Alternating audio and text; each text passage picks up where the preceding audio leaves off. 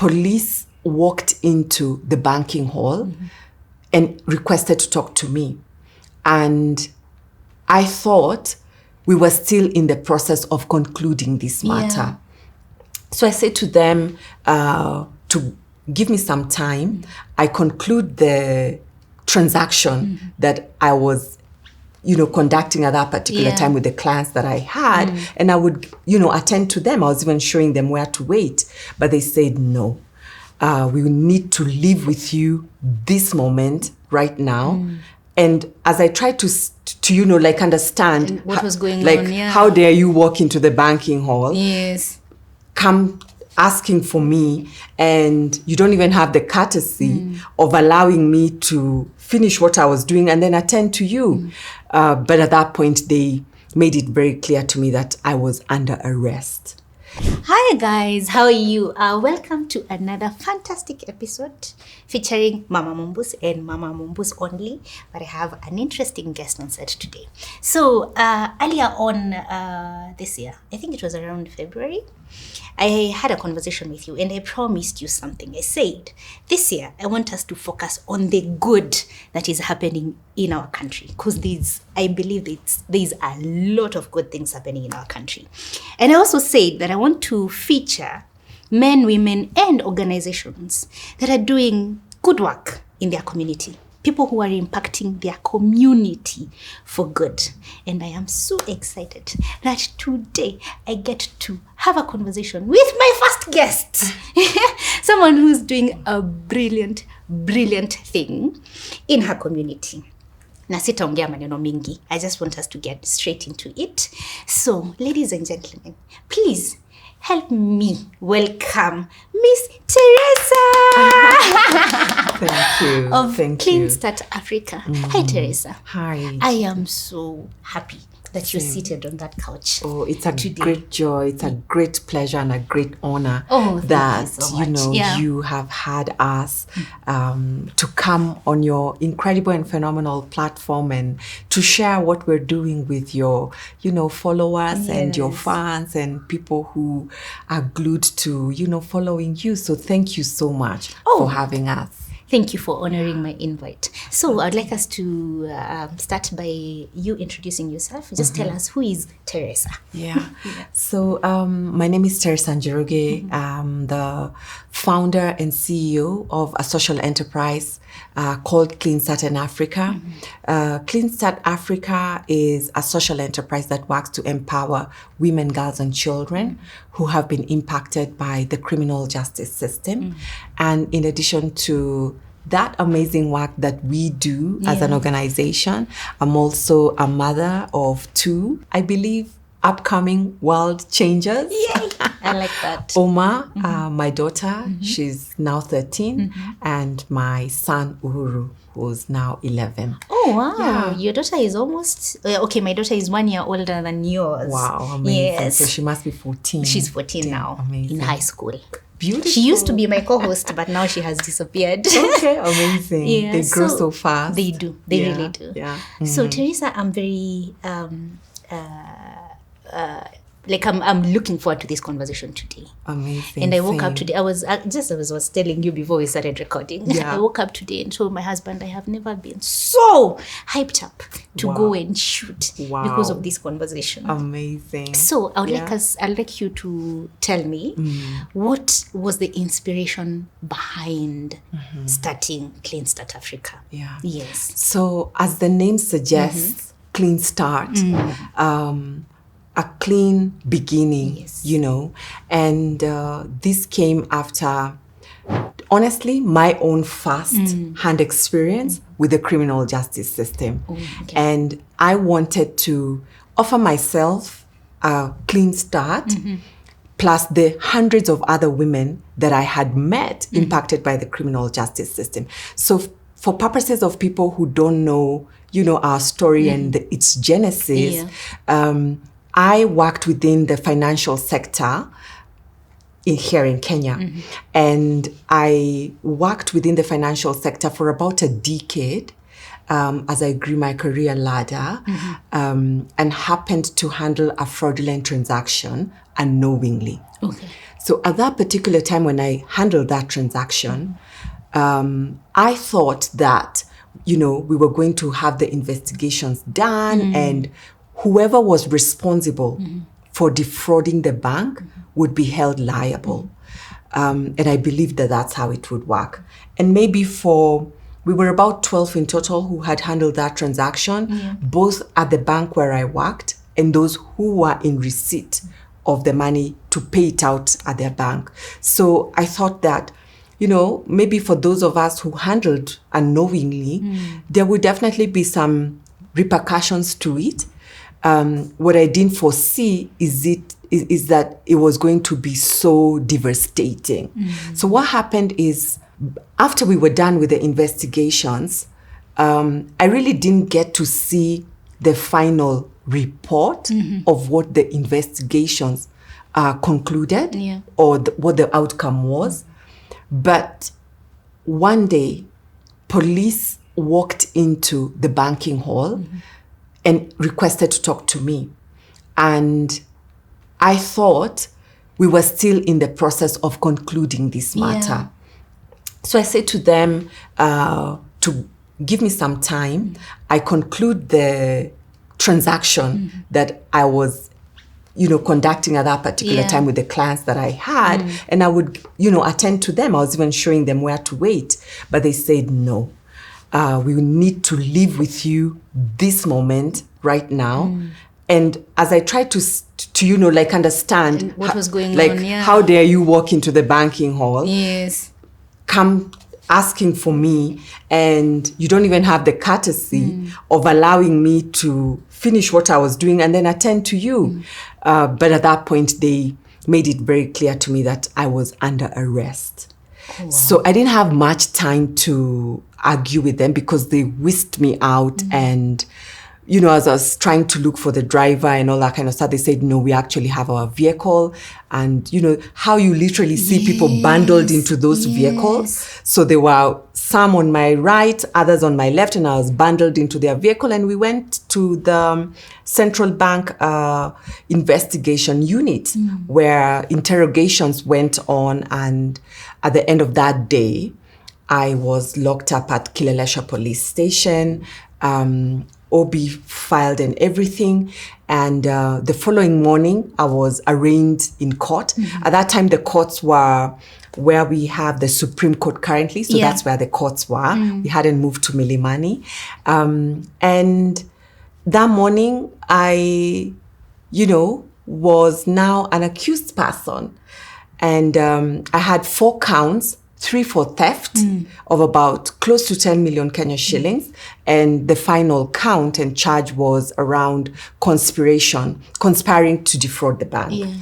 That very day, I was then taken to Langata Women Maximum Prison, the remand section, remanded until I pay my bail.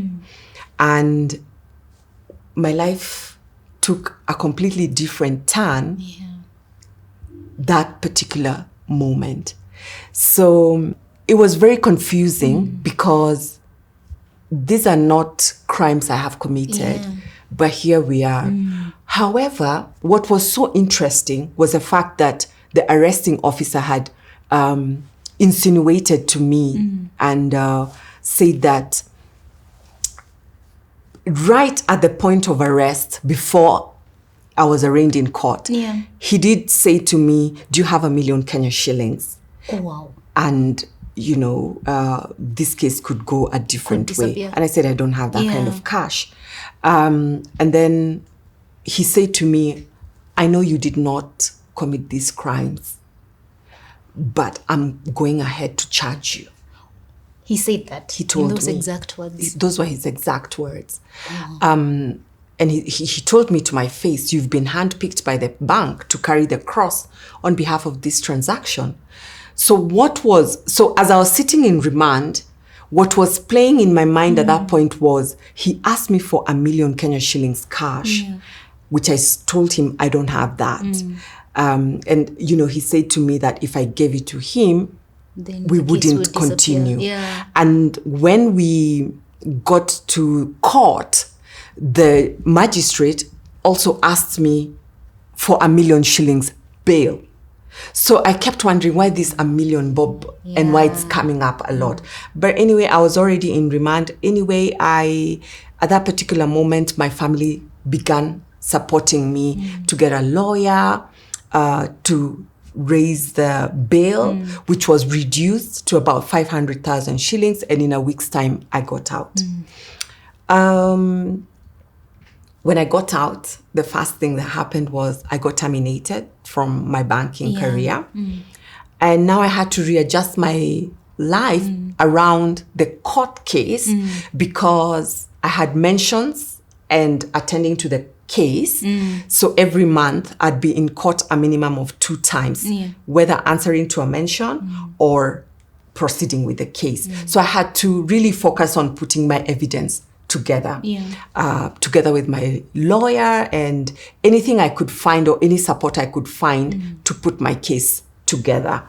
2.5 years later, so all this time we're going in and out of court. Sometimes there's adjournment, sometimes, things happen. So it took 2.5 years to get to the conclusion part of the case.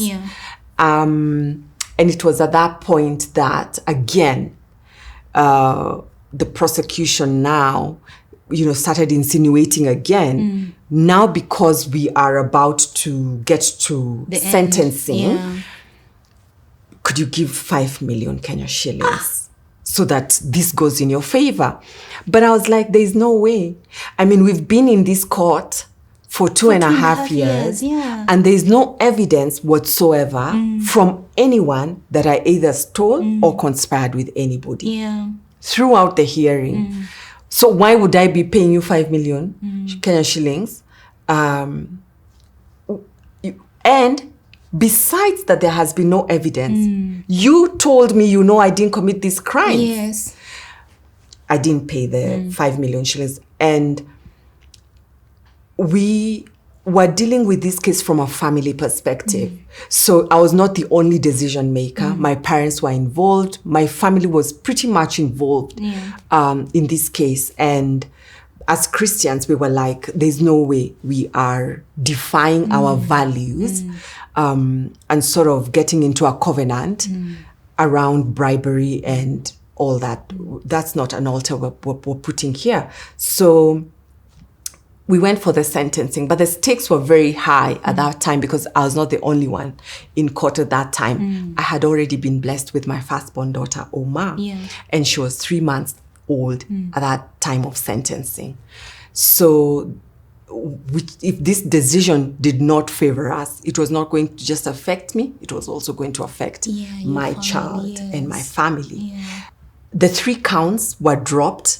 The 3 counts for theft were all dropped.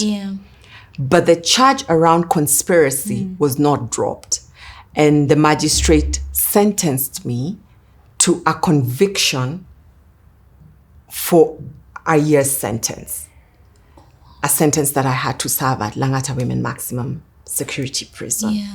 So as soon as she read the conviction, she just said, you've got 14 days to appeal this case, in which time you will be serving your sentence.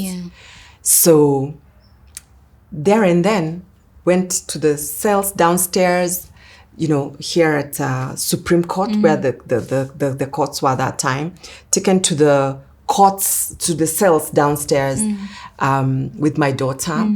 And the hope that we had, that we would find justice, it didn't come to be. So rode in that Kenya prison service bus and off I was to Langata Women Maximum Prison. This time round, not to the remand section, but this time round to the prison. So the doors shut behind me and my sentence began. And the reality is, you're given your prison uniform, you're given your prison number. Mine was 415/11. And then you're shown the cell, the prison, they call them wards, that you will be now staying as you serve your sentence. And sort of the induction now begins around how to adapt to the prison culture, the prison routine, and very traumatizing. It was very, very difficult. What shocked me even further is that I found other women with their children as well. So, previously I had never thought that women are incarcerated with their children. Actually, I was just about to ask. You mentioned that they took you and your daughter, your 3-month-old daughter, to the prison. To the prison, yeah. Like, and I found others with their children in the prison. So some women come pregnant to prison, so they'll go through the prenatal and give birth while they're serving their sentence. So those children will be brought up behind bars. Other women like myself, we found ourselves convicted with a child, so we go to serve that sentence accompanied by our children. So there are hundreds of children growing up behind bars. I did not know that. I've never heard of that. So they do allow women to go with their children? Yes. But I would assume there's an age limit? Yes, there's an age limit. So when I was serving my sentence, it was up to 7 years old. But right now, it's been reduced up to 4. It essentially is to help the mother bond with the child. So now it's up to 4. But the environment behind bars, as you would imagine, really affects the upbringing of that child. The foundational years of that child are really, really affected. So part of the work that we do at Clean Start is to advocate against taking children behind bars, because it's not a conducive environment at all. And it has lifelong impact on these children. So in cases, and in most cases, it is avoidable, then we advocate for non-custodial sentencing, especially if the mother is no danger to society. So I'm going to take you back, because I would like you to take us through this journey that you're in prison. How is that life? And especially now that you have your 3-month-old daughter with you. Life in prison, as you would imagine, is very traumatizing, very, very difficult. First and foremost, your freedom is gone. So that's what prison is meant to do. But in addition to taking away your freedom, in the sense that you don't do what you want to do when you want to do it, you don't go where you want to go. I mean, your life comes to a standstill. So all the plans you had, everything about your life comes to a standstill, and you will be locked at this facility, and you have no freedom henceforth. So that's the right that's taken away. Now, the unfortunate part is that other rights go as well, unfortunately. So when you look at things to do with my dignity, and especially now that I know men as well are going through very tough times behind bars, but because we primarily focus on women, girls, and children, the dignity part of it, of a woman, is really compromised. A woman is a woman who's life-giving, so your menstrual periods every single month will continue coming like clockwork. It's not like you had packed a full, bag of panties and sanitary towels to go to prison. It's just what you had that day, and you're now in prison. But what do you do now that you don't have all these things that you need? And mark you, some women are in there for years and years, like decades. And that's just one side. But even as we look at that, let's not just look at just that 1 week of the menstrual. There's all this other hormonal stuff that happen to women. How are we looking at the well-being of the woman behind bars? When you speak about menstrual hygiene, especially now for women in prison, how does that actually work? okay, maybe it might sound a bit funny, but I would assume that the prison would provide sanitary towels for the women in prison. Yeah. Is that how it works? One of the things that I learned being incarcerated and now working with imprisoned and formerly incarcerated women, prisons is one of the most underfunded dockets in this country. And not just this country. The truth of the matter is that prisons across the world are underfunded. So you find that the funds that they have are not enough to cater for all imprisoned persons, because it's not just the convicted. The number of the unconvicted people is even higher than the convicted ones. So the people waiting for a date in court who are held in remand, those numbers are way higher than the convicted population. And it's even worse for them. Number one, they couldn't afford bail. Number two, they have not yet been convicted. So there isn't much you can do with and for them as they are waiting for their dates in court. And then prisons, wherever, have to take care of these two populations. And because of the underfunding, so there's always a deficit. It could be the deficit is with the essentials that the women need. So what happens to the deficit, especially in a case like menstrual hygiene? So for the deficit, you've got to rely and depend on organizations or individuals or faith-based communities, well-wishers who will come and fill this deficit within prisons and bring the sanitary towels, bring panties and other things that, for instance, the children. The mother was convicted. She's come with a child.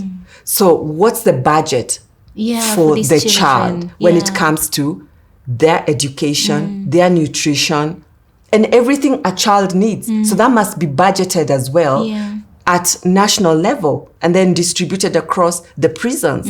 But is there enough? Do we get enough into the prison? Ordinarily, no. There's normally a deficit. So that's where the suffering comes from, in the sense that there's a deficit. But I must say that when we were in prison, and a couple of the women that we work with, the situation was very bad. However, to date, in 2024, there is a lot of progress that has happened. There's so many organizations that have come in to partner with the State Department of Corrections to fill in those deficits. But it's never enough. So we need as many more partners to join hands with the State Department of Corrections to care for those who are locked behind bars. But in addition to that, there's also a lot of progress in diverting now, because the criminal justice system, under the amazing leadership of Honorable Chief Justice Lady Martha Koome, she's doing such a phenomenal work to divert as many petty non-violent offenders from prisons and also decongesting those prisons. So those efforts really help in dealing with those who are incarcerated. But the strain is still there. We still need to do a lot more, right from the police, local administrators, Kanjo, all these people who are players within the criminal justice system. There's so much we need to do, not to keep taking everyone you arrest, making sure that they end up behind bars. We've got very discriminatory laws that affect someone based on their social economic status. And that's why you'll find that 90% of people in prisons are the poor. So, touts, hawkers, loiterers, all these people, it's not like they're criminals. It's not like if a hawker is not arrested, the society is in danger. They're not in any danger. They're not endangering anybody. When we arrest all these hawkers and then we are, convicting them to go behind bars, and asking them to pay bail money. That they can't afford. Yeah. So I'm trying to make 500 bob. My bail is 20k, 10k, even 5,000 bob. I mean, we've got people in prison who can't afford 2,000 bail. You know, these are not people who are any danger to society. That's true. So part of our advocacy and a lot of efforts that are going on in the country through the very progressive leadership currently in the country is to see to it that this stops, because then it's our taxes that are being spent this way, and those resources we're using in that way, we could put that together to empower these people. Let's put this money in communities as opposed to locking people in institutions that don't help them. It's not like when the hawker goes to prison, they'll come out tomorrow to a job. That's true. So we didn't solve the problem. They come out to be a hawker. Plus, they've been through some training now because they met the real criminals. Yeah. I mean, we're not making the situation any better. That's true. So Teresa, I just want to take you back kidogo. Yeah. Because I want us to have a further conversation about the menstrual hygiene. And I want to understand now how Clean Start Africa is working on that issue right now. Because I know there's something that you're doing. Yeah. But I want to take you back. I want you to paint for me a picture of a typical day of a woman in prison, especially one that has a child. Oh my goodness. Okay, that's a very good question, because pretty much it was my experience, an experience of a lot of women that we work with. But even as we look at that, those who don't have their children with them in prison are crying every minute, because 90% of the women in prison are mothers. 90% are mothers. So you either have your child with you there, or they are back home. Yes. Yeah. Now, that statistic goes further. They are the sole breadwinner of their family. Now, for those 90%, part of them who did not come with their child or their children, that child does not have their primary caregiver with them. And 65% of those mothers, their children are below the ages of 10, so 0 to 10. So that's a child who really needs their mother to nurture them, but they've been left alone. Because if the child was above age 4 right now, she can't come with you to prison. So she's 5. But who are you leaving her with?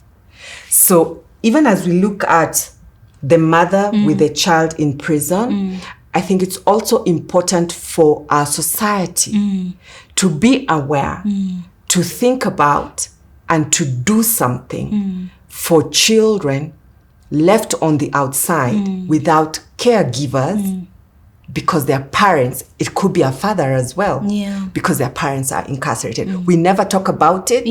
We pretend like it's not happening, yet those children, we know them, they're in these streets somewhere. I mean, those are the children who then become street children, because the landlord will be like, where's your mom? Where's your mom? And anyway, even before the landlord comes, she's hungry or he's hungry. He's going to go to the neighbors, ask for food, sumbua, sumbua, kwani, where is your mother? And then those children become street children, and their pathways begin towards the juvenile justice system. Those children are abused, drop out of school. I mean, their life takes a completely different turn. And we'll continue advocating for them because their lives are very traumatized, and something needs to be done about it. Now, for the mother in prison with their child, first and foremost, every woman in prison must be busy. So you're assigned duty. That could be at the industry. Maybe you're learning how to sew. You're gaining skills somewhere. It could be farming. It could be in the kitchen, bakery, and so on and so forth. There's a lot of skill training activities going on behind bars. And there's a lot of activities also, to feed your spirit person, and just physical activities that keep you engaged, because otherwise it would be very idle and a waste of time. Yeah. So part of rehabilitation is skills training and a lot more. Now, so some of the mothers with their children will make sure that they've left their child in a place we call designated as the nursery. I say designated because a few of the women prisons have a proper designated nursery that's well furnished with children-friendly toys and all that kind of stuff. Yes. Like Langata has an amazing nursery. A few other prisons and a few other women prisons have designated nurseries. So the women will drop their children at the nursery. But majority of the women prisons don't have those designated nurseries. So they'll just use a space that that's where the children stay during the day. Then there are some formerly imprisoned women plus some officers who then spend their day. So their day's activity is taking care of these children as their mothers are busy being trained somewhere. Okay. And then when they come from the skills training activity, they then take their child and they're normally locked in one cell together. Mama watoto. Yes. So the mama watotos all stay together. While it's a good thing, it's also very negative in the sense that these children are staying in the same quarter, locked up, with all these women, one toilet, one bathroom, one everything. So it's all these women, all these children. There's no separate place for the mothers to go and change. So everything that these women are doing while locked up in this cell, these children doing it with the children. Can't Children see. are experiencing everything the mother is experiencing. Everything. Yeah. So these children get exposed to everything that you should not be exposing a child to. And they don't grow up as children. No, they don't. To scenarios whereby a boy child doesn't know how to use the washroom because they see everyone squatting. So they squat as well. Oh, wow.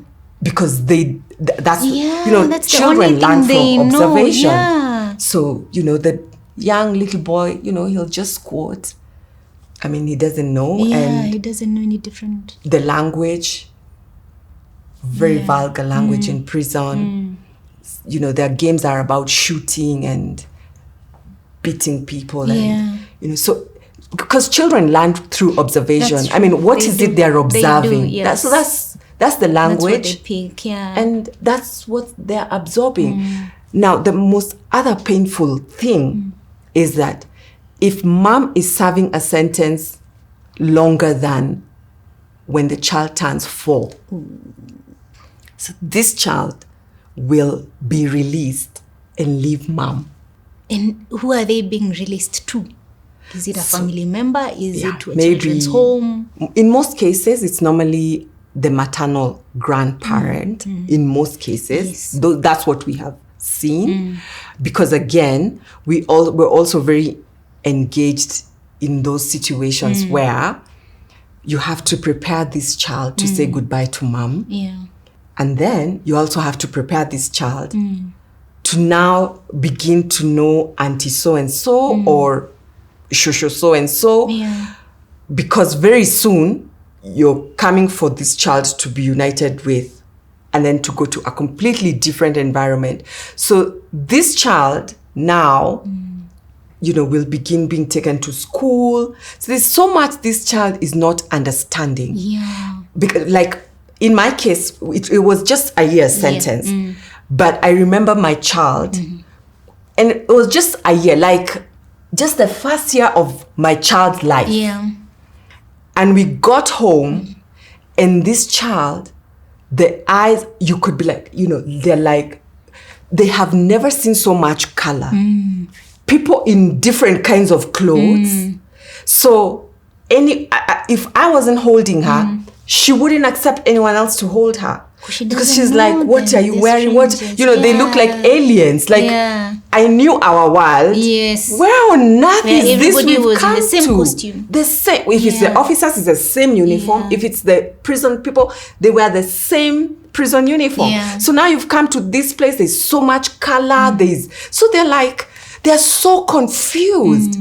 And, I'm trying to, be held by so-and-so, but she can't. Because she's feeling insecure and unsafe. I don't know these people and I don't understand where we're at. I remember just trying to put her in a bathtub. They're screaming. Oh my God. She's never seen so much water. And you're just like, I just want you to enjoy a good bath. But what is that? Like, I only know how to be wiped. What is all this water business? Like, what is this world? What is this? What is this? So it's, it's the little things that we don't think about, but they affect these children in a way that, it took years.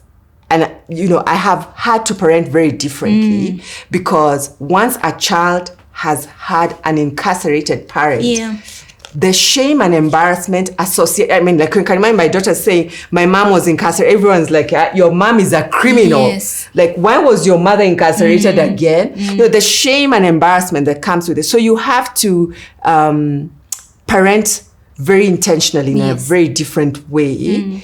But you can imagine for the thousands and millions of parents who, what I want to do is to make sure I've brought Unga in this house.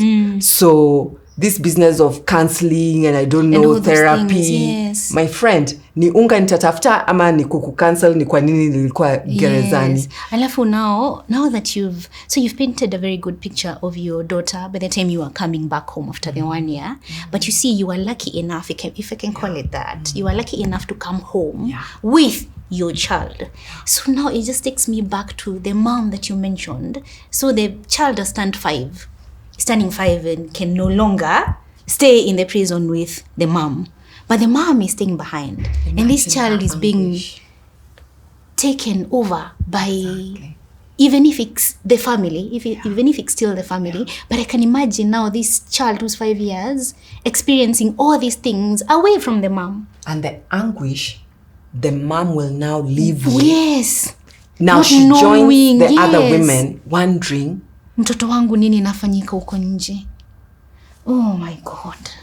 It's not like you're working in prison to send money for the caregiving of your child, which is something that we really need to talk about. Because these women work while in prison. Why aren't they paid? But nobody's paying Why them aren't they anything. paid? That's a conversation the government needs to have because they have a responsibility. They are working. They are producing. Why are they not paid? Oh, wow, It's a totally completely different discussion, but the truth of the matter is their children are now having to survive, whether it's education, whether it's their food, whether it's their clothing. So I'm here serving my sentence, but I can't provide for my children. And in most cases, I was arrested while trying to provide for these very children. I was a hawker. I was arrested on loitering. I was arrested because I bought a second-hand phone that had been involved in some whatever. Story, 81% of those women do not have legal representation. They can't afford a lawyer. Lawyer kukufungulia file is 100K. Yeah, I can imagine. So if you're struggling with even bail money or remand, so you have no legal representation. So you're now in which prison. Is a right, something else we need to talk about.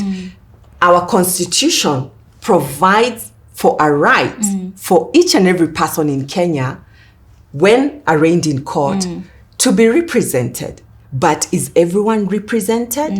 No, it's their right, but they're not, So how do you defend yourself? You don't even understand the law. You don't even understand what the prosecution, the language. it's a very intimidating environment, you know, not to mention that it's very masculine. You know, the prosecution is masculine, everything is so masculine. And the truth of the matter is that this is a lot of stuff we've inherited from our colonizers. Those police cells, the prison cells and all this kind of stuff. They were originally built by the colonizer to colonize our men who resisted colonization. We still continue to use those for women, for children, so it's really, really tough for these women as mothers, as human beings, because even men are involved, you know, and let the truth be told, the rates of unemployment are very high. Starting first, getting the capital to start the business, running the business. I mean, it's really difficult, you know, and when they don't have employment, we arrest them on loitering. We arrest them on very petty, mundane things, not because they are criminals. It's because they don't have decent means of livelihood, you know? So I think as a country, we need to agree that we cannot deal with poverty and issues of unemployment and, you know, an education system that doesn't serve everyone, and all the other social issues that we have in our society. We cannot address those issues using the criminal justice lens. We're only making it worse by bringing the criminal justice lens. So let us as a country deal with these issues in a way that we understand if this young boy or this young lady does not have gainful employment, then what? Not we arrest them because they're loitering and other mundane things. That won't help them. No, that won't help them. And what we're doing there is just punishing the poor. Punishing the poor. I agree 100%. Punishing the poor. And there's nowhere in our constitution or in our penal code where it states that poverty is a crime. There's nowhere. It is not a crime. I'm not a criminal because I am poor. But currently the way we treat and handle the poor is that they're criminals. Why is it that in the suburbs we don't have loiterers? And you will find people working Lavington, at odd hours of the Mudaiga, Village Market. No loiterers come from there. And they're there. But there are areas you go to, that's where loiterers are. Same law, but applies differently based on... So we're treating the poor like they're criminals. Oh, wow. So, I want us now to talk about Clean Start and everything Clean Start Africa is doing. So you've done your 1 year. Yes. You're out. What happens? So I got out, very excited that I'm done with a very difficult stuff. I'm done with the very toughest and most difficult part. And now I'm free. I had lodged my appeal, but getting a date, the year went by before we concluded the appeal case. So when I got out, I had two plans. One, to continue with my appeal case, and two, to talk to people to understand what I have seen. Like I was like, I'm going to create awareness of what I have seen. And people have to do something to support these incarcerated people. You know, even for some who have very affordable bills, 2,000, 3,000, we can come together and bail them out so that they are back caring for their families and so on and so forth. So those were my two plans. And once my appeal is done, I'll begin rebuilding my life. Shock on me. The stigma. I can only No one imagine. had prepared me for that. So I'm thinking people will be like, well, oh my gosh, you went through a time. There was nothing like that. Ula sini ule mama alikuwa mwizi. Ula sini ule tuliambiwa ni mwizi. Aliiba. Ule ametoka jela. It was bad. You don't have a certificate of good conduct. You've got this ex-con. Being labeled, Eish. People don't trust you. People don't know how to deal with it. Yeah. So I first posed my plan for getting people to support the women, because I was like, oh, there's a step here we first need to do, which is to educate these people how to receive people coming out of prison. Yeah. Like, you don't receive them like this. Have some empathy, support them. Yeah. Like, it's really, really tough. You can imagine you're going through a very tough situation. Yes. But people don't understand, and they are stigmatizing you and treating you even worse. Yeah. It only becomes harder. Yeah. So my plan changed a bit. So I continued with my appeal case, but now began advocating for acceptance and a second chance and empathy and understanding. Yeah. Because, fine, I hadn't committed the crime. Even if they had committed the crime, didn't they pay The by price going for to it, prison? yes. So now that they have come out after paying the price, why are we still Condemning Yeah. them. Yeah. Because I'm like, let's all think about the worst thing we have ever done. Okay, it could be you picked a pen, someone's pen, or Yeah. you could have, I don't know, people do all manner of horrible things.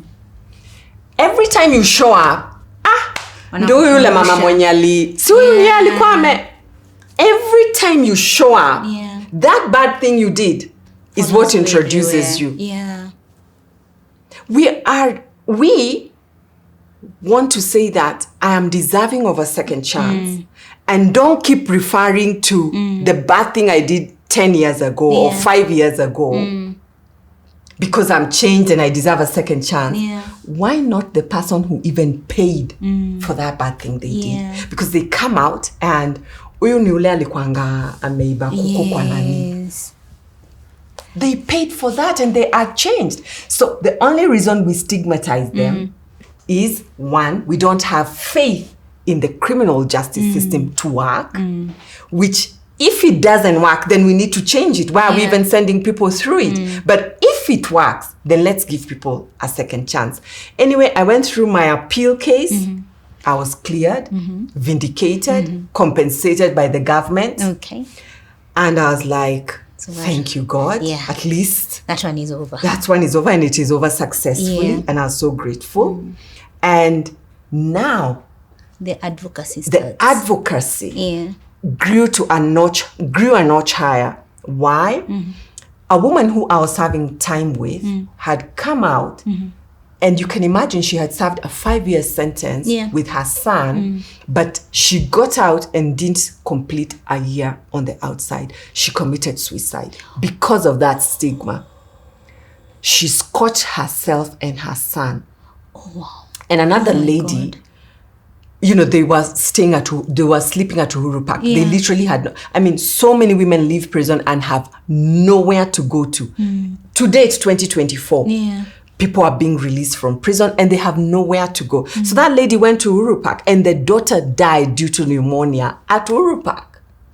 Anyway, so I was like, this is too many deaths, and we cannot continue staying here pretty that we're being embarrassed, we're being ashamed. The more we continue sitting here saying we're embarrassed and ashamed and I don't know, we're being stigmatized, the more people will continue dying and this will continue. Yeah. So that's when now I registered Clean Start Africa. So when you mentioned that as you were doing your appeal, that's when the advocacy started. Yeah. But you say you also faced a lot of stigma. A lot. When you came home. Yeah. So this advocacy that you're doing at that particular time, who are these people that you're talking to? Yeah. Do you start with your own family for them to first understand?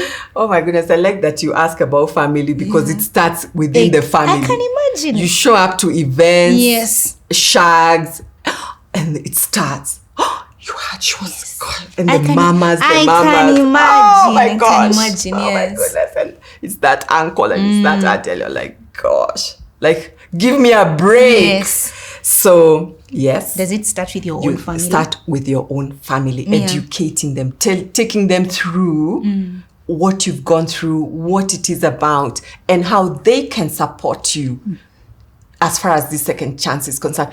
So you can imagine you're the victim. Yes. But as much as you're the victim, it's still on you to educate people how to handle you. Yeah. So you're healing on one hand, and on the other hand, you're doing the education of how to be handled. Yeah. Because I remember there's some time I got into depression because of that stigma and hopelessness. So I slid into depression because it's looking so dark. It's looking so dark. You can't find work, the stigma, the rejection, the shame, the embarrassment. And you're like, I worked so hard in my life only to end up as a beggar, as a rejected person. And it's not something that you did. It was very heavy. So I got into depression, but thankfully, through the support of my parents, I got out of that depression. Yeah. And the faith-based organizations were the easiest spot to begin. So I started going to different churches and I would speak about, I'd share my story. Yes. I was imprisoned. This is what happened. I'm now out.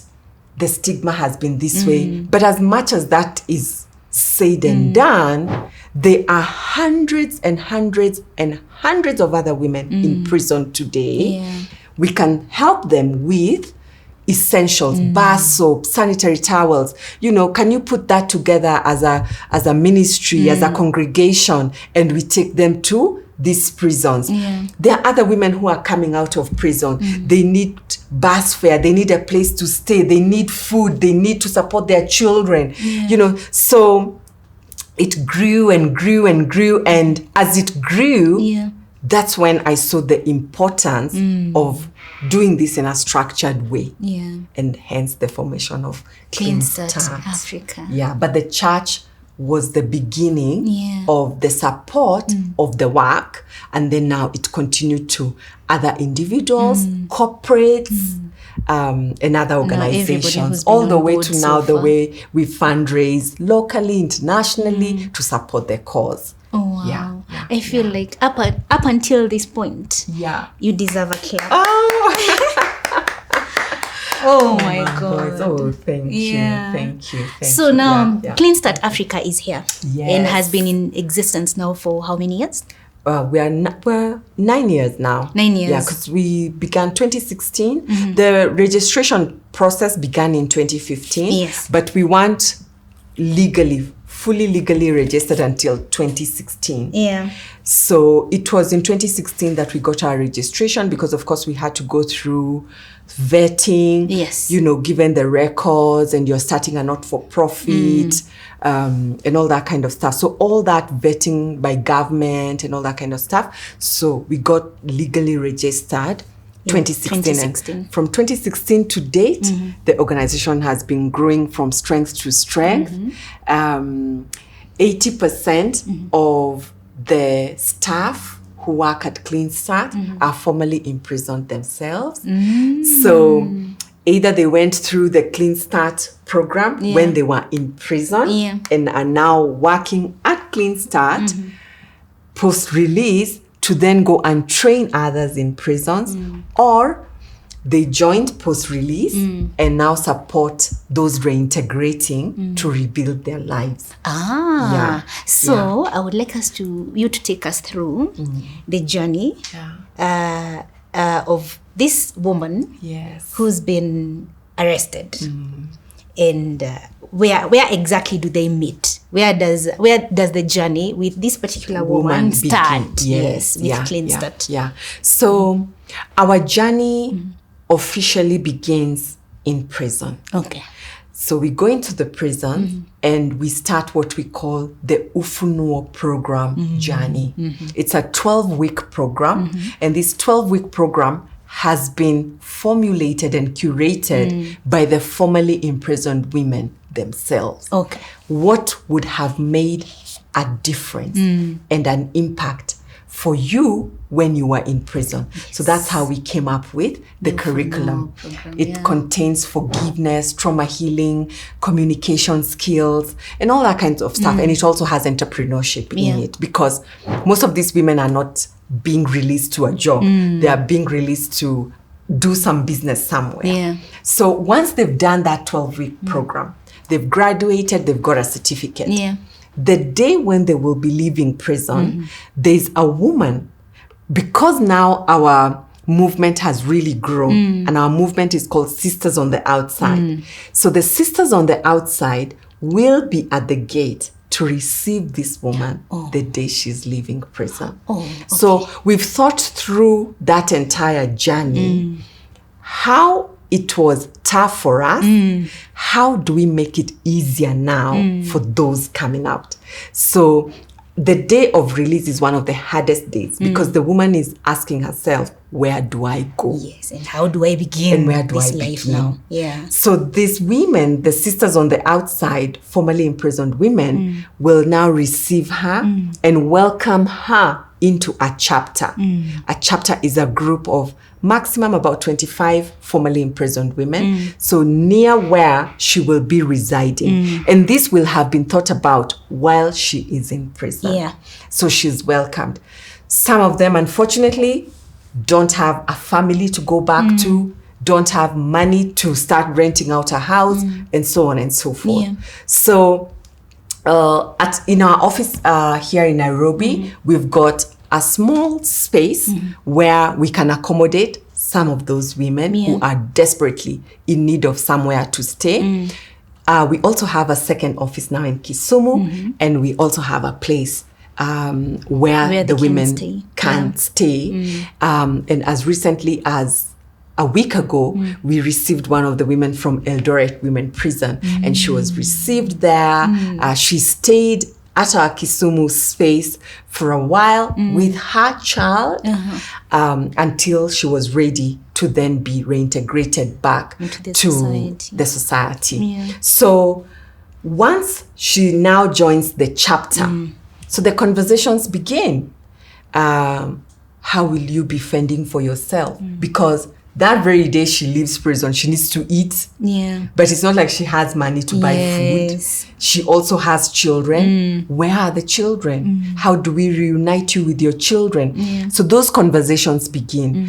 And then for each chapter, we invest and support them to have a decent means of livelihood. Some are doing reusable sanitary towels, So that's a very interesting project at the center of our hearts, because these women each have a story of how they experienced their menses when they were incarcerated, and how it pained them not to have a sanitary towel to exchange, how they were stressed just knowing that time is I coming. don't have either I don't have a panty or I don't have a sanitary towel.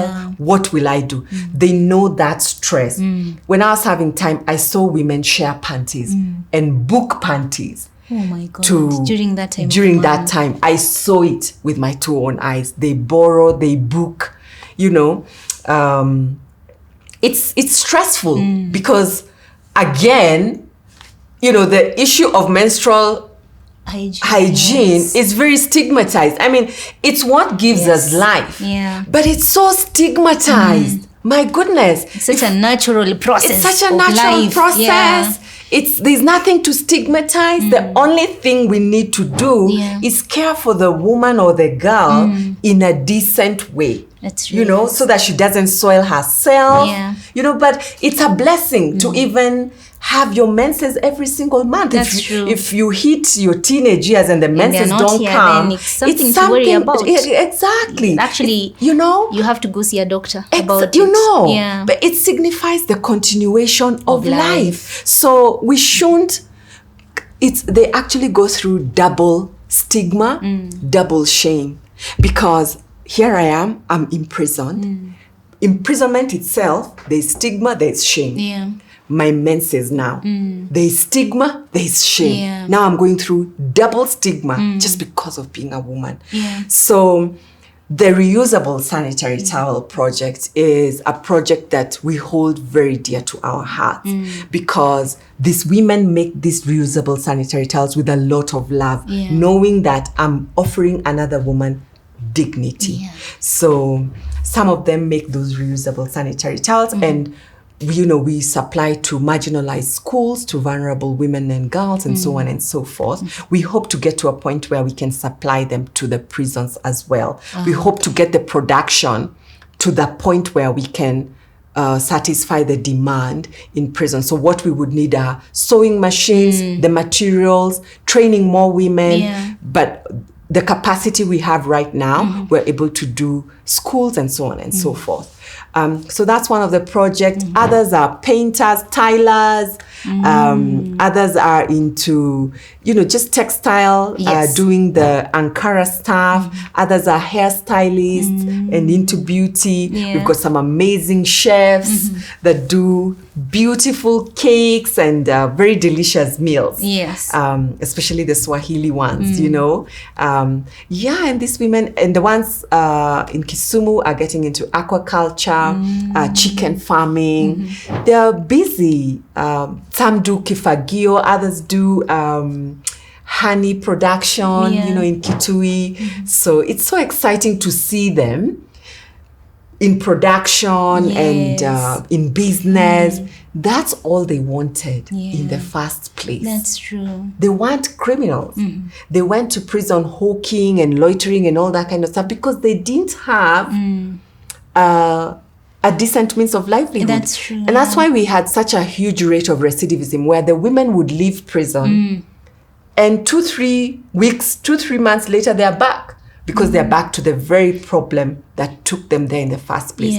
But now when they find something to do, they don't go back. And it's so exciting to see this across the country. So that is the Uuno? Yes, Uuno program. Uuno. And now, Uuno program now is inside and outside. It also continues in the circles, in the chapters. Okay. They continue with the Uuno program because that sisterhood on the outside, they also need to be strengthened to handle the stigma. Yes.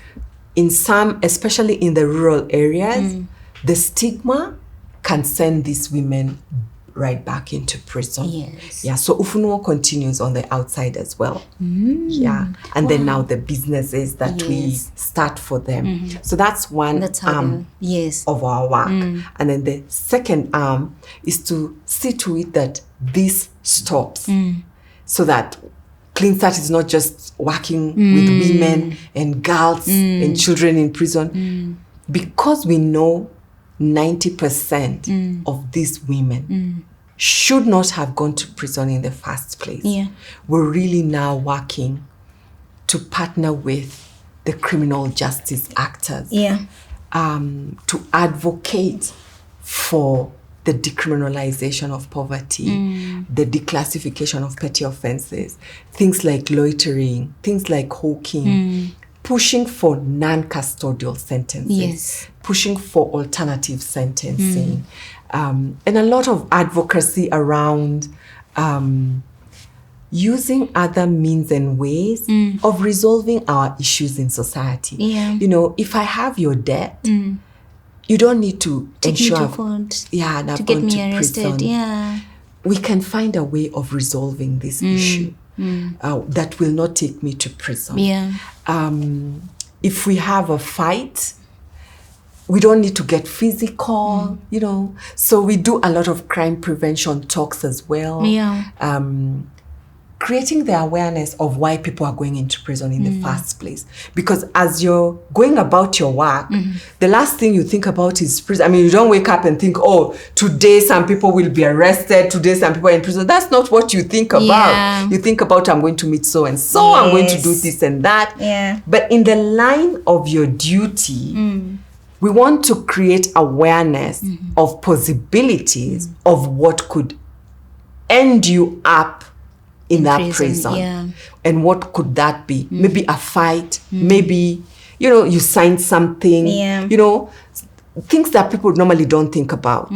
So that they are aware that, my goodness, that could land me in prison. Like we have a woman who was fighting about a hanging line, these mama fuas. And she was fighting about this hanging line.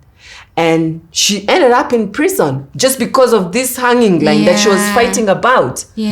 With a bail, it was a bail of 100K. Oh my God. Overhanging So line. Mama Fua, you pay them a K. Yeah, at most. When will she get to 100K? And her children had been left all by themselves. So, creating awareness of how to handle some of these things so that you don't jeopardize yourself. You're thinking it's just a simple fight. No. It Could can land you into trouble. problem. The other thing is this, what are they called? These slay queens, who go, I don't know what they did to someone's drink. I don't know what they did to who in which pub. Yeah. You think you're having fun. You think you're... No. Those things can get you into death row. Yeah. So you're 20-something, the next 8 years of your life, you're in death row. Why? Because you were in a pub, and I don't know what you did, and you're done. Yeah. So, we also create a lot of awareness so that you don't get yourself into some stupid thing and that costs your life. Yeah. Oh wow, you're doing quite an amazing work. But now my I team want, is doing an amazing work. now I want to hear about some success stories. Oh. So if you were to pick like 2 or 3 that you could talk to us about, some of the most significant success you've experienced via the Uuno program. You can just mention a few. So I'll pick 2, and the reason why I picked these 2 is because of the generational impact that I have seen.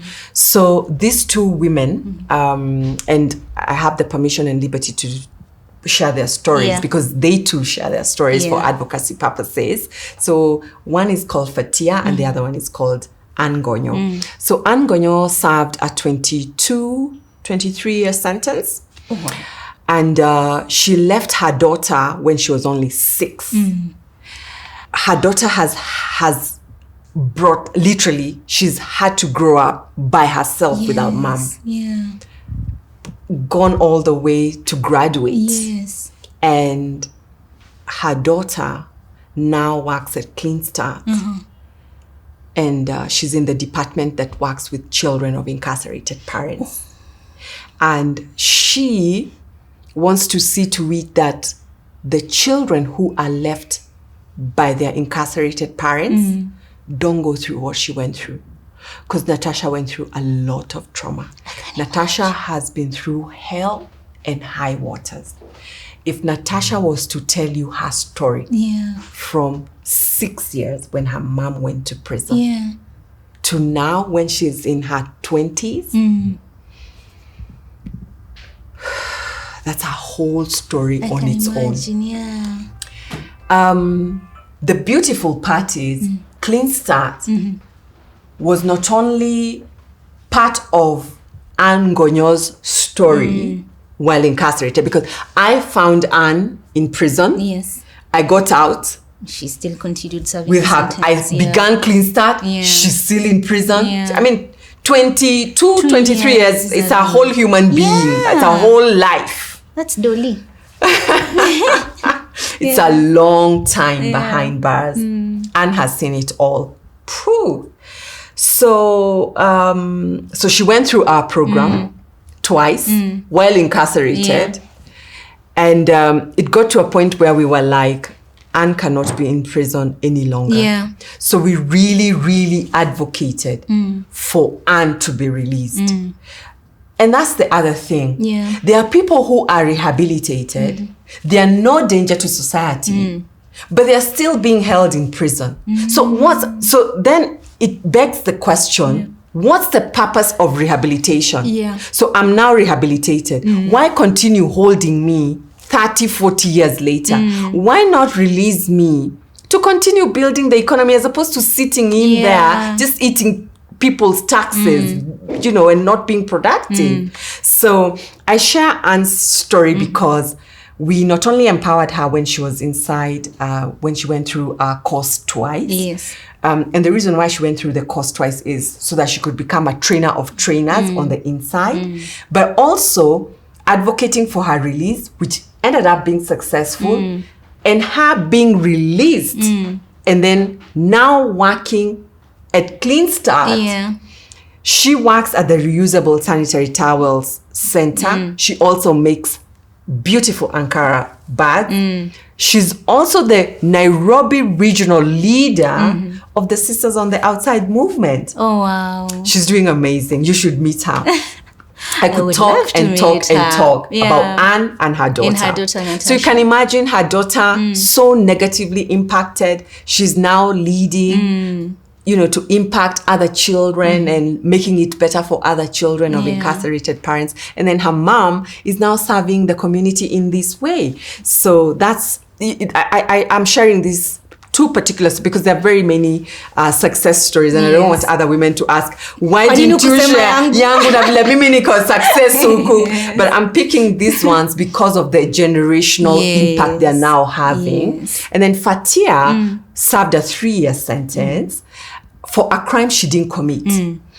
And she left her children when they were teenagers and going into institutions of higher learning. So one of her daughters, and she has successful daughters, and I say that because children of incarcerated parents, what they go through, chances of them succeeding, Kidogo sana. like we're sharing success stories here, but if I'm to tell you the horror stories of children of incarcerated, like you leave your child, so you are the sole breadwinner. So the firstborn automatically assumes the position of the provider of the family.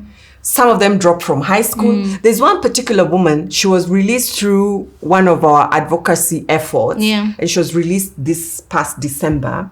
And that woman came out to a son who not only dropped from high school, got into drugs.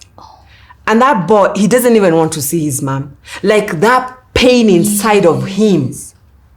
That boy. So now you have to cancel the mom, cancel the children, try to bond them back. So even as we're talking about the success story, the children who have been molested. So you're coming out to boys who have been molested. Their lives will never be the same again. These children's lives, yes, they will heal after a very long therapy and period of healing, but their lives will never be the same again. They've been molested, dropped. Anyway, it's a long story for another time. But so Fatia, and that's why I'm saying I'm so excited about these daughters who are so successful, just because of all this support and effort that we're collectively putting in. So one of her successful daughters, Layla, went through the law education. She's now the legal officer at Clean Start. Oh, wow. Hey! Layla is our legal officer. A member of LSK. And her mom is not only a member of the social secretariat, but she's an amazing chef. Oh, wow. She does the African cuisines. So, yes, we're talking about the success, but the journeys to get to this success is grueling. But here we are, and we're hoping for many, we want that to be the norm. Like Fatia doing so well and serving within Sisters on the Outside. Her children, some like Layla, now giving back. Layla does not want to see women go through what her mom went through. So she wants to legally represent women and Natasha doesn't want to see other children go through what she went through. But their moms are doing well in the free world. So, Oh, wow. That deserves a clap as well. Yes. We love to hear success stories. We really love to hear success stories. So, my next question would be, this one I've been very curious about. How does the reuniting with their families work?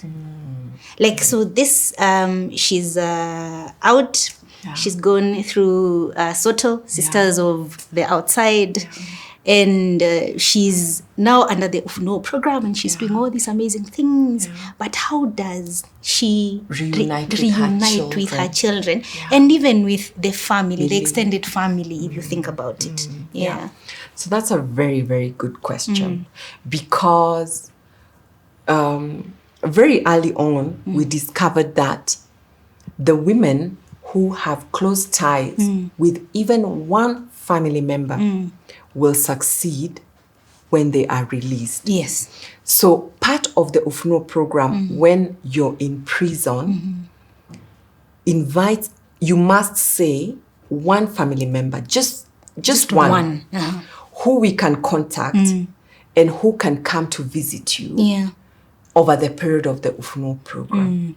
Why? Because we know when you leave prison, we will need that one person to hold your hand.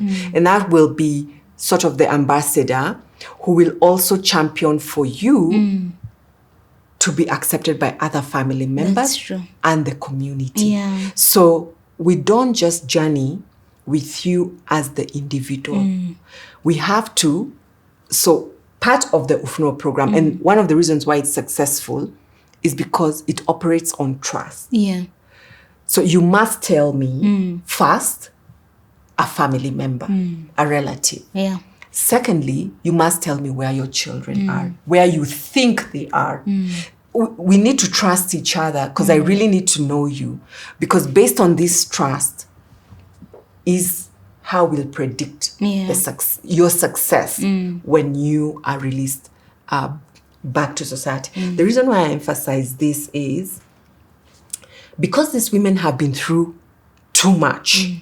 So some are sexual gender-based violence victims. Yeah. So they used to fight or whatever it is that they used to do, and she used to be abused or whatever. And at the time of defense, that's how she ended up in prison.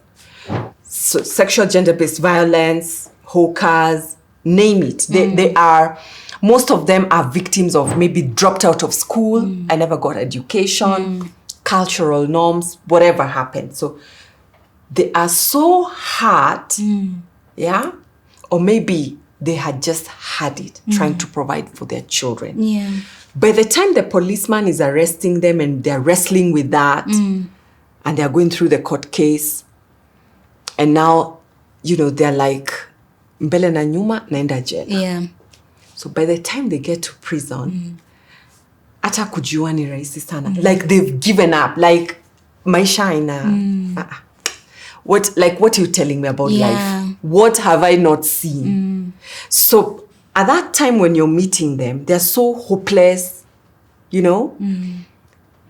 The reason why Uuno succeeds and this program succeeds is because it could be a woman you saw serve time with you. Yeah. And now she's coming looking like, Allah, what happened? Yeah. Uuno. So join. Yes. So they're like, there's evidence here. This thing is working. Let me join. Or the woman, if they've never met before, she shares her story. I was in your shoes. And this has been my journey. Yeah. So the woman now is like, I have nothing to lose. There's no reason to lie to this sister of mine. Yes. So that sisterhood helps that trust. Because otherwise, trust is not a language in prison. I've been betrayed by the system. Yes. I've been betrayed by my lover. I've been betrayed by whoever betrayed them. So they're hurt. So, and that's why Uuno really dwells on healing, forgiveness, even forgiving yourself for some decisions you made. Yeah. Maybe you carried drugs because you thought, navuka na hii Afu maisha kwetu inabadilika. bas tumekuwa millionaires. Yeah. This woman will never forgive herself. Why did I do that? Afadhali hata ningendelea tu na mafua yangu. Yes. Kwa nini? And then watu walinidanganya na siku ile nilishikwa wakazima simu. So she never forgives herself. So just letting her forgive herself and start afresh. And it really starts with that. That's where the whole thing will start. You have to forgive yourself. Yeah. And believe that there can be a second chance. Because let me tell you, even for myself, I knew if I don't forgive this bank, if I don't forgive this prosecutor and whoever told me, I know you didn't commit, but I'm charging you. If you don't forgive them, you're actually now entering another prison by choice. That's true.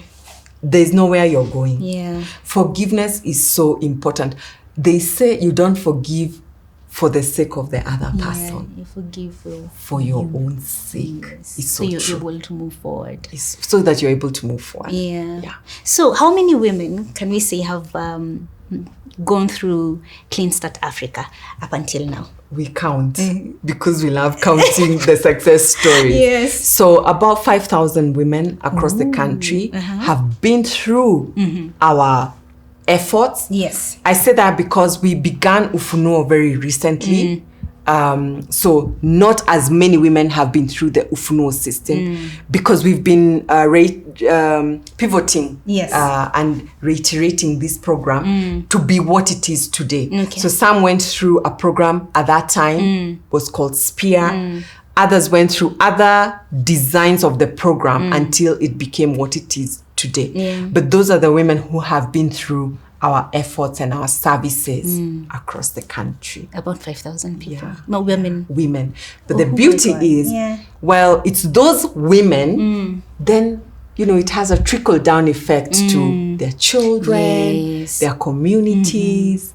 So we are grateful. It goes beyond the 5,000 that we know. Exactly. Yeah. Yeah. So I know Clean Start Africa relies on donor funding. Yes. You rely on well-wishers to come in who feel it in their hearts. Yeah.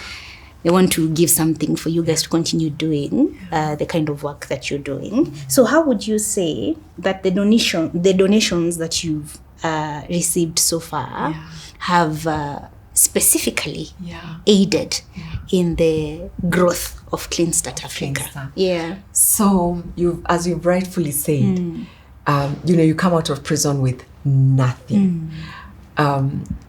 Even as I talk about these 5,000 women, even as I'm here celebrating Ngonyos, Fatias, even my own life, we are products of support. Like, I am who I am today because my family, friends, people out there, organizations decided, let me support Teresa to rebuild her life. Like, literally, I have rebuilt my life on people's support. Yes, we do the work at Clean Start, but it is the people who give that make the work possible. Even Ngonyo's story to be a success, Natasha, Fatia, they are a success because people gave. That Uuno program we ran, I mean, Clean Start 100% exists since 2016 to date because people give. If people don't give, we will not be in existence. So to run our programs, to pay our operational, the space I'm talking about here in Nairobi, the space I'm talking about in Kisumu, where this woman recently was received. It's people who give for us to rent out those spaces. We've actually recently bought a small piece of land in Kamulu because we have dreams of building, for sustainability purposes. Again, that piece of land is owned by our community because people gave, So it's the services that we offer the women. It's the businesses that we open for these women. If we don't get the donations, we won't be able to start those businesses. That's true. Then these women have children who need to go to school. So we pay school fees. Need stationery, uniform, all everything a student needs. Then we've got our young sisters, the young girls who are in the juvenile facilities. So those young sisters who have been imprisoned in the rehabilitation centers, who have been imprisoned in the bostels, they need support. So we take books, menstrual hygiene stuff, bar soap, the programs, all that support that they need. And then when they come out, like this year, we are paying school fees for about 10 of those girls. So to pay the school fees this year alone, just for those 10 girls, and they'll continue next year until they complete, plus the others will keep coming. We're only able to do this because of the support that we get. Yeah. So when we receive our donations, so now it's our work to apportion. Is it going to education? Is it going to start the businesses? Is it going to run the Uuno program? Is it going to train more people? Is it going to set up, like I said, the reusable sanitary hub? So we need machines, we need materials, There's a lot. There's a lot to do. There's a lot to do. Yeah. And honestly, I'm very grateful because if we hadn't received this kind of support, we wouldn't be have rebuilt our lives as we have had. But we want to give these opportunities. It has worked for us. Yeah. And all these women, it can work for millions more who will not find themselves in the streets begging or being ashamed or their children going through that trauma. Yeah. We can get them into a decent place. Yeah. Just the basics in life. Food, clothing, shelter, and some decent means of income. I love that. Yeah. I love that. And now as we conclude our conversation, I have a question now, a personal question for you. Okay. So what would you say has been the most rewarding thing about leading Clean Start Africa for you personally? For me personally? Yes.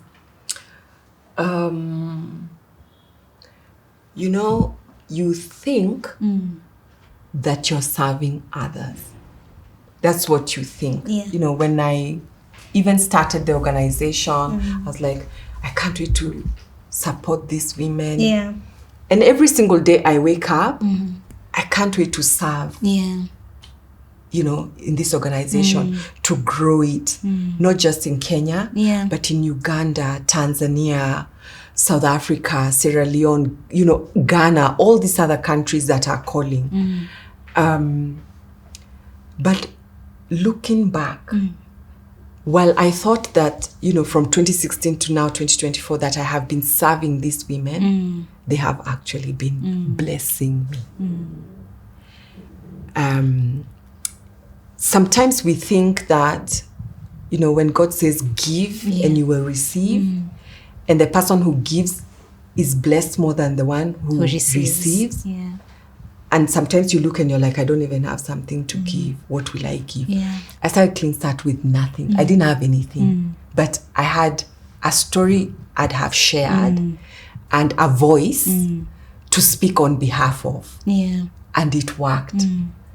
But just that blessed me in return so much. So I have been so blessed over and beyond I could ever have imagined. To the extent I know, if I was still working at the bank, there's no way I could be where I am. Yeah. Just working to serve myself. In serving this community, I have been so blessed. God has a way, his own ways of, as you serve his people and as you serve in his cause, he makes sure that, and some things, they don't have a monetary value. That's true. Health, protection of your children, their education. There are things that you can't put, even if you have money, you will not go and buy that good health. But it's God who graces you and gives it to you. That's true. So I have seen his blessings over and over and over again. A lot of protection. Oh my goodness. And the fulfillment. The fulfillment. That is it. That is the one. And that fulfillment, you can't buy it. You can't equate that fulfillment to anything, yes. You can't put a value. It's wow. And to see those, like, just to watch two families, Natasha's and her mom, Anne, Fatia and her daughter Leila.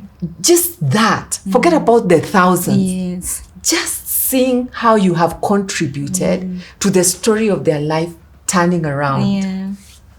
That is it. Yeah. That is it. It's you now come to see it's such a privilege when God entrusts you with lives.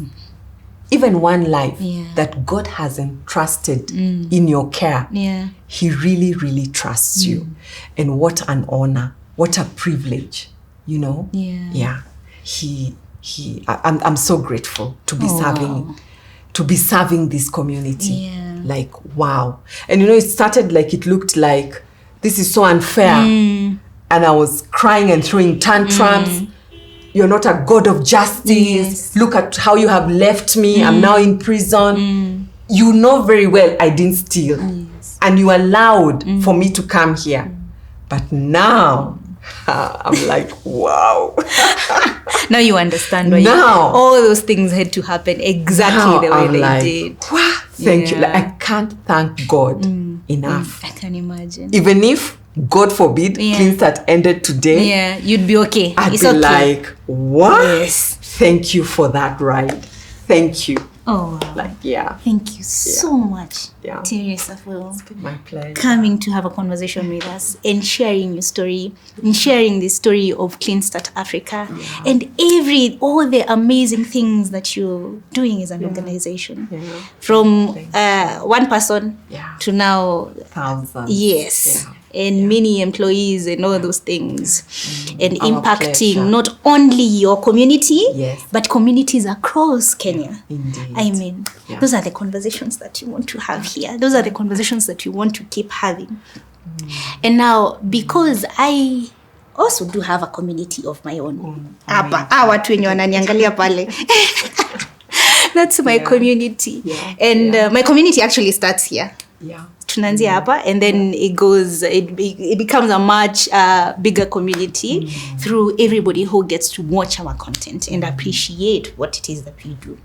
Now, because you've said everything that has the growth of Clean Start Africa is because of the community that you have managed to build over time.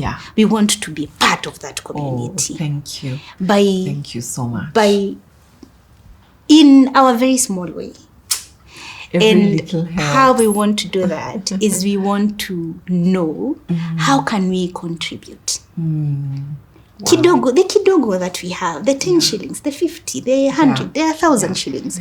How can we contribute that to Clean Africa, to Clean Start Africa, so that you can continue doing that amazing work? Wow, thank you. Kuna pay bill. Tupatie pay bill. Clean Start Africa has a pay bill. Our pay bill is 543-268. Again? 543-268. And the account number?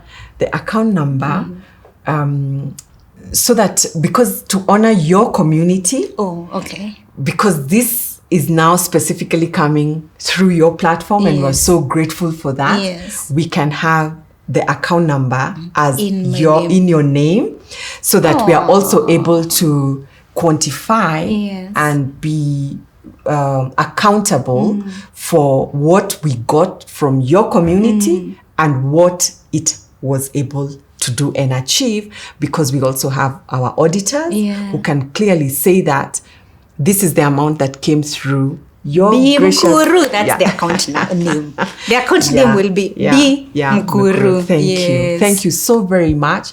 We're so honored and we're so privileged that you could do that. Thank you so much thinking for about us honoring that our way. invite. And we assure you that whatever amount comes through our pay bill, under your account, we will give you a full account of how much.